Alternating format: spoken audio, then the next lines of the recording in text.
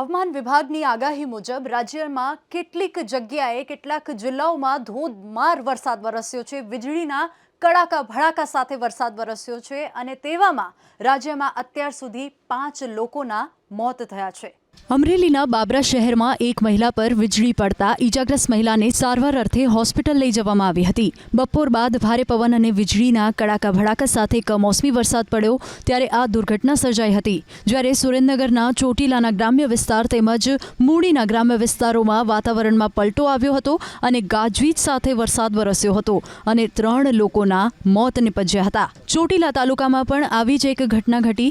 વીજળી પડતા યુવતીનું તેમજ મૂડીના તાલુકાના ખાટડી ગામે વીજળી પડતા એક આધેડનું મોત થયું હતું। બંનેની ડેડ બોડીને પીએમ માટે હોસ્પિટલ પણ ખસેડવામાં આવી હતી।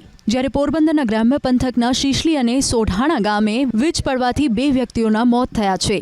ત્યારે આવા વરસાદી માહોલમાં જાનમાલને કોઈ નુકસાન ન પહોંચે અને વરસાદની મજા સજામાં ન ફેરવાઈ જાય તે માટે વરસાદી વાતાવરણમાં આટલું કરતા ન ભૂલતા।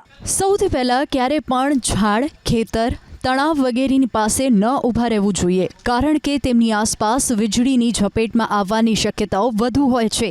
જ્યારે બહાર વીજળી ચમકતી હોય તો ઘરની અંદર ઇલેક્ટ્રોનિક ઉપકરણોને બંધ કરી દેવા જોઈએ।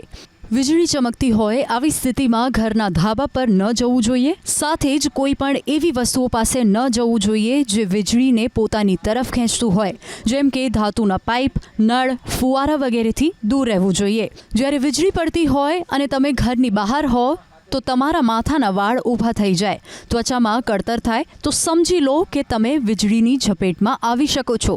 તે માટે જ તાત્કાલિક બંને હાથોથી પોતાના કાન બંધ કરી લો અને પંજા પર બેસી જાઓ। ઘૂંટણની ઉપર કૂણી હોવી જોઈએ। આ વાત ધ્યાન રાખો કે પોતાના શરીરનો જેટલો પણ ભાગ જમીન સાથે જોડાયેલો હશે તમારા બચવાના ચાન્સીસ તેટલા જ વધારે હશે।